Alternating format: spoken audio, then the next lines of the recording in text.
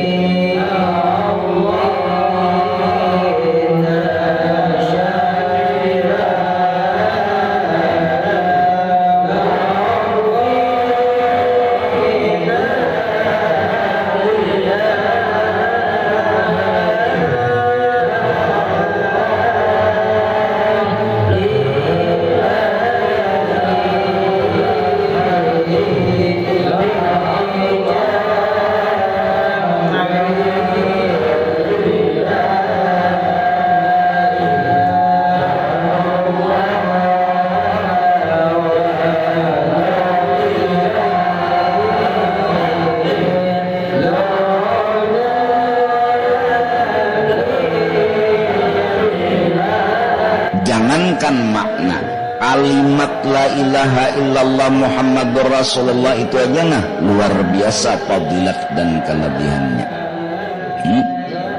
La sebiji, ilaha dua, ilah tiga, Allah empat, Muhammad sebiji, Rasul sebiji, Allah sebiji tujuh. Barang siapa membaca la ilaha illallah Muhammadur Rasulullah itu tujuh anggotanya diampuni dari berbuat dosa. Ini nih berbuat dosa dibacanya la ilaha illallah Muhammadur Rasulullah diampuni Tuhan dosa-dosa ini, dan neraka nang tujuh buting tertutup dengan kalimat la ilaha illallah Muhammadur Rasulullah.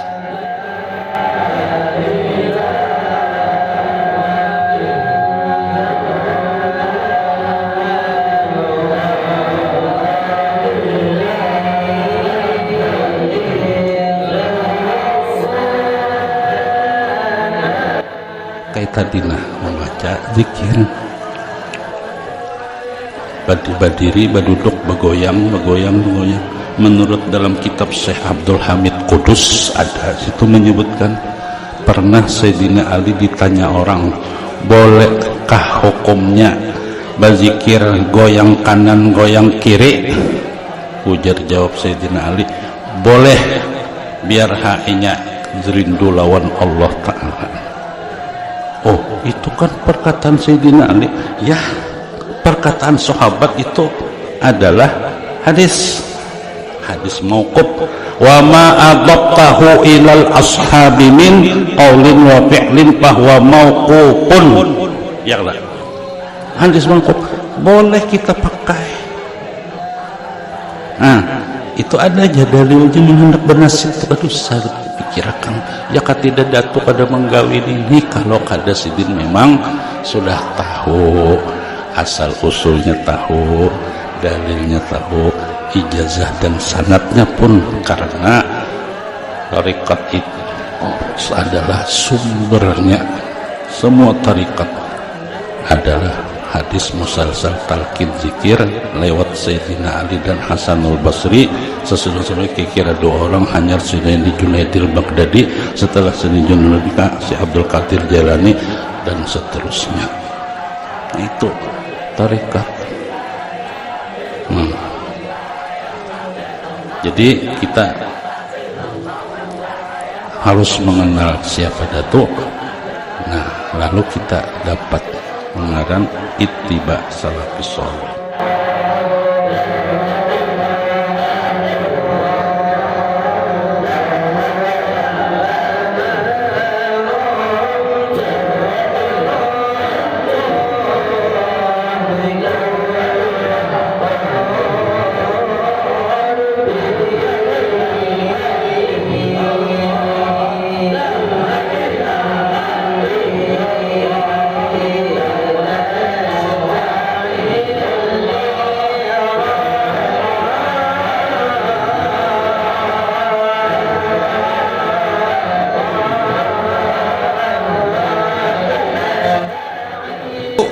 Orang NU kalau zikir seperti pasukan gedek. Ada yang ada macam-macam. Ada lagi yang muter. Ada yang muter kan? Ada lagi loncat-loncat.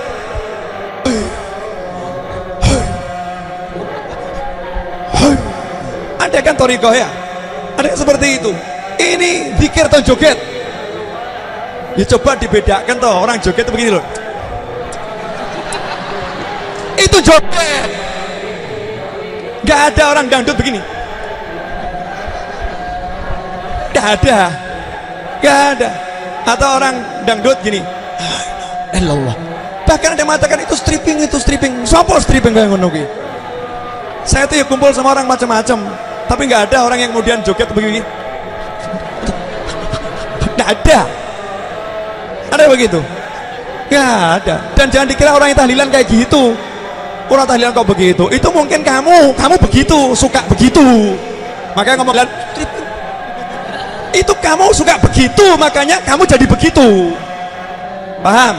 Yang merasa begitu dengarkan ucapan saya. Iya, dengan bangganya nyebarin di mana-mana stripping. Syahada. Takallam bil ilm. Bicara pakai ilmu. Jangan bicara pakai nafsu. Jangan bodohin orang banyak. Dengan kemampuanmu berbicara. Ingat Allah akan nanya. Mas'ul. Allah akan nanya kamu. Ketika kamu berdua dengan Allah di kubur, kamu akan ditanya, kenapa kamu halangin orang mengesahkan aku? Kenapa kamu halangin orang mengucapkan la ilaha illallah? Kenapa engkau sesat-sesatkan mereka yang mengesahkan aku? Dan engkau biarkan mereka yang mabuk-mabukan. Engkau biarkan mereka yang durhaka pada orang tua. Engkau biarkan mereka yang memutuskan tali silaturahim. Bahkan engkau katakan, singkirkan orang tuamu kalau dia tahlilan. Masya Allah. Hati-hati. Tanggung jawabnya lidah.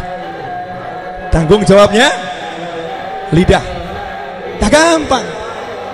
Sahabatnya Rasulullah SAW tanya itu kepada Khalifah Ali bin Abi Thalib karramallahu wajhah, nanya pada ulama, nanya kepada ana Madinatul Ilm wa Ali babuha, aku adalah kotanya ilmu, Ali pintunya. Tanya kepada Sayyidina Ali, bagaimana zikirnya para sahabat? Apakah sahabat kalau zikir diam saja? Sayyidina Ali mengatakan, kalau pagi aku melihat sahabatnya Rasulullah SAW berzikir dan tubuh mereka bergoyang seperti pohon yang diterpa angin di saat kencang.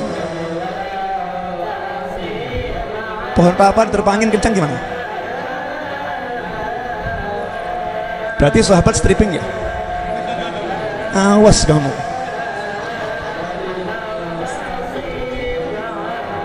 Ini orang Dari kali kita tuntut aja nih ucapan begitu-begitu tuh. Ya, sahabat stripping. Nggak ada. Orang yang yaduk, orang yang punya hati, orang yang punya rasa, orang yang punya rasa. Ya jibalu awibi, gunung saja disuruh bergoyang oleh Allah Ta'ala. Bersama Nabi Dawud berzikir, gerak kamu gunung, nggak boleh diam. Sahabatnya Rasul ya gerak. Nah, ini kan masalah hati, masalah hati. Makanya idza dzukirallahu wajilat qulubuhum. Ketika disebut nama Allah, hati mereka bergetar.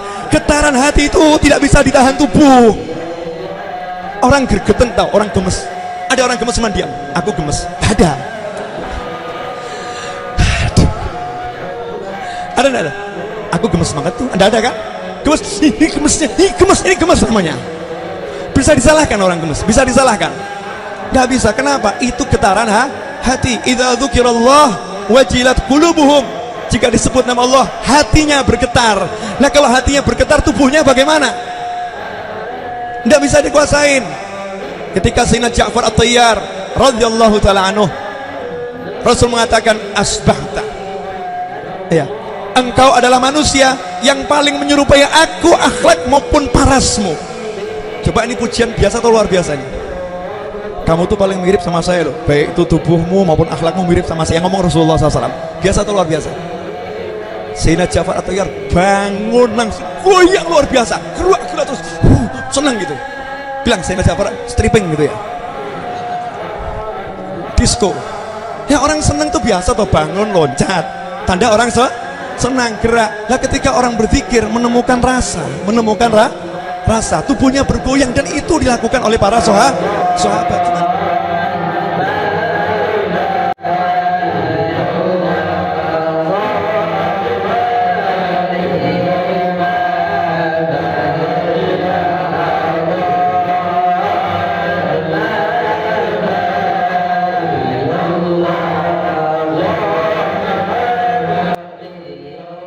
Pertama, zikir nasyid berdiri.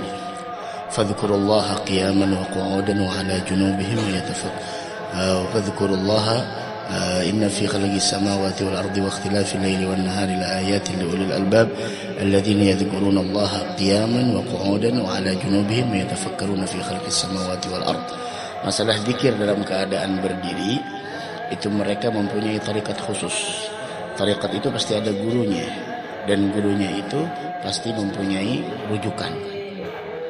Nah, jadi masalah di dalam Al-Quran, Allah memerintahkan kita untuk berzikir baik dalam keadaan duduk atau dalam keadaan berdiri. Namun nasnya secara jelas berzikir dalam keadaan berdiri dengan cara yang tertentu itu adalah disampaikan oleh syekh atau guru dari tarikat tersebut. Selama suatu tarikat ada guru, rujukan guru, yang mana guru tersebut berpegang kuat dengan Al-Quran dan hadis, maka kita kita serahkan kepada beliau.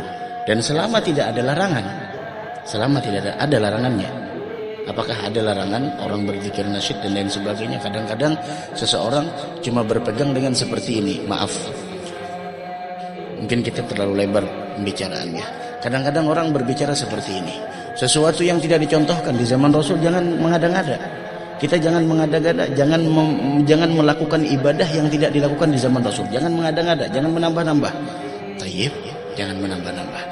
Terus ketika seseorang melakukan sebuah amalan yang tidak dilakukan di zaman Nabi Muhammad, apakah itu dalam artian bahwasanya itu adalah bid'ah? Naam, bid'ah. Tapi bid'ah itu terbagi dua. Ada bid'ah yang mahmud, terpuji, dan ada bid'ah yang mazmum, tercela.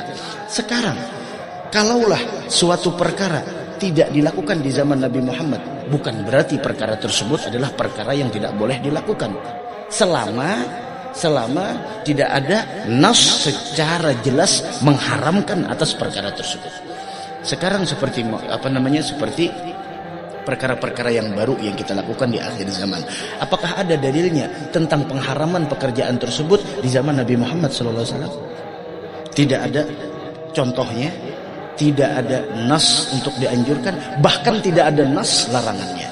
Terus kalau tidak ada nas larangan dan tidak ada nas anjuran, maka kita kembali di dalam, yaitu pokok dari agama ini, Al-Quran, hadis, ijma' qiyas. Kemudian apakah yang dilakukan oleh orang-orang zaman sekarang ini keluar dari Al-Quran dan hadis. Orang berzikir, apakah keluar dari Al-Quran dan hadis? Tidak. Kita zikir dianjurkan. Zikir dalam keadaan berdiri, apakah zikir dalam keadaan berdiri dianjurkan? Naam, dianjurkan. Berarti apa yang mereka lakukan meskipun tidak ada contohnya di zaman Nabi Muhammad, selama itu tidak ada larangan khusus nas, tidak, walaupun tidak ada contohnya di zaman Nabi Muhammad, namun apa yang mereka lakukan tidak keluar dari Al-Quran dan hadis. Maka selama perbuatan meskipun tidak dicontohkan di zaman Nabi Muhammad, akan tetapi tidak keluar dari Al-Quran dan hadis, maka kita katakan itu adalah bid'ah mahmudah, bid'ah yang terpuji. Apa arti bid'ah? Sesuatu yang mengada-ngada. Orang mengatakan seperti ini, tidak ada sesuatu yang mengada-ngada itu baik, semuanya buruk. Kullu bid'atin dhalalah, tiap bid'ah itu sesat, tidak ada bid'ah itu yang baik. Masya Allah, ini seakan-akan lebih pintar dari Imam Syafi'i. Imam Syafi'i membagi bid'ah kepada dua, ada bid'ah mahmud, ada bid'ah madhmum. Ada bid'ah yang terpuji, ada bid'ah yang tercela. Bid'ah yang terpuji, bid'ah perkara yang baru namun masih masuk di dalam Al-Quran dan hadis. Bid'ah yang madhmum sudah tidak ada contohnya, kemudian tidak masuk di dalam Quran dan hadis, maka itu adalah bid'ah yang tercela. Maka masalah zikir dalam keadaan berdiri, nasyid dan lain sebagainya itu masih masuk di dalam Al-Quran dan hadis, maka tidak jadi masalah. Tapi seandainya ada yang tidak sependapat dengan pendapat kita, tidak jadi masalah. Yang penting kami mempunyai rujukan, dan engkau kalau tidak sependapat dengan kami, jangan pernah merasa lebih benar dari kami. Yuk kita bersaudara. Wa kunu ibadallahi ikhwana. Kalau kamu kada sependapat, jangan mahwal. Itu aja. Karena untuk acaraan kami antari makanannya, rana kan jadi masalah.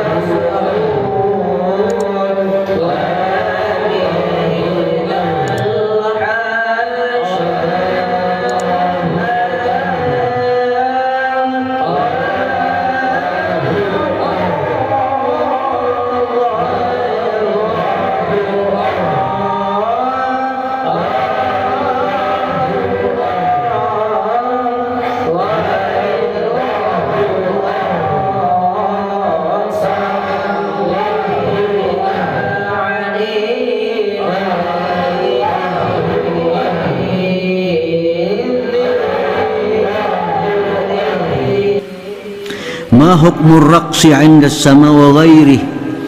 Nah, pulang apa hukumnya menari-nari ketika mendengarkan syair dan selainnya?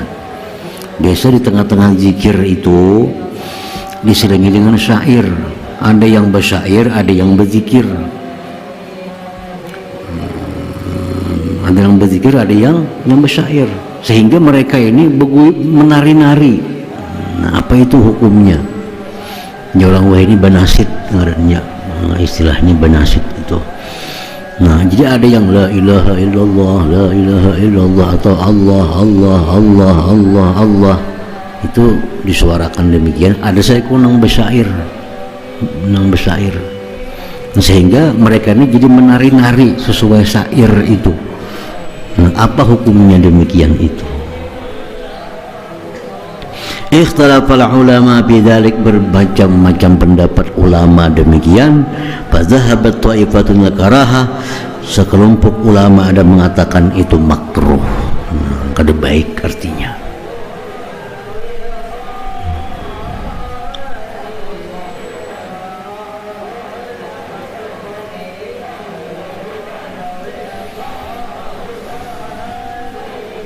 Minhum al-imamul qaffal yang mengatakan makruh itu. Jadi kalau berzikir jangan dicampur dengan tari-tarian itu. Kalau bergoyang awak berzikir itu kada jadi masalah tuh, sejak zaman sahabat sudah ada, di zaman Nabi sudah ada. Tapi kalau kita berzikir sambil menari-nari, berjugit-jugit, nah itu dia mengatakan jika ada boleh itu makruh, sekadanya makruh. Wa zahaba akharun ilal ibahah, tapi ada juga sekelompok ulama mengatakan itu boleh aja berzikir kepada Allah. Ada yang bersyair sambil menari-nari mereka. Minhum Imamul Haramain wa Hujjatul Islam Al-Ghazali, boleh. Lakin yang bagi ayu qayyad, tapi ada syaratnya. Bima laisa fihi tasannin, nah menari-narinya itu jangan sampai berliuk-liuk, watakassurun, dan membibini kayak perempuan menari-nari. Nah, jadi berzikir jangan kayak zikir bebinian, jangan kayak tarian bebinian itu jadi haram, jadinya menyerupai bebinian. Ini kalau ingin berzikir sambil bersyair, ada saikung, ada yang sekelompok berzikir, ada satu orang yang bersyair, lalu ada di situ rakas menari-nari. Bagi sebagian ulama itu makruh, di sebagian boleh, tapi syaratnya menarinya jangan beliuk-liuk, jangan kayak perempuan, jangan kayak bini-bini. Nah, wa fil hadis annahu sallallahu alaihi wasallam, dalam hadis bahwasanya Nabi sallallahu alaihi wasallam marra 'alal Habasyah, Nabi lewat atas kelompok orang Habasyah, yar'abun fil masjid, mereka bermain di masjid, wa yarqusun, dan menari-nari sambil memuji Nabi, memuji Allah. Faqala, jar Nabi, jiddu ya bani Arfidah, sungguh-sungguhlah hai bani Arfidah, hatta ta'lamal yahud, sehingga orang Yahudi tahu, anna fi dinina pusha, bahwa dalam agama kita itu ada kelapangan. Dalam agama kita ada kelapangan. Jadi orang-orang Habasyah di Masjid Nabawi, mereka main-main, menari-nari sambil memuji Allah, memuji Rasulullah. Nabi tarusakan supaya orang Yahudi tahu bahwa dalam agama kita ada kelapangan. Hal-hal macam ini dibolehkan, artinya bukan dilarang. Nah,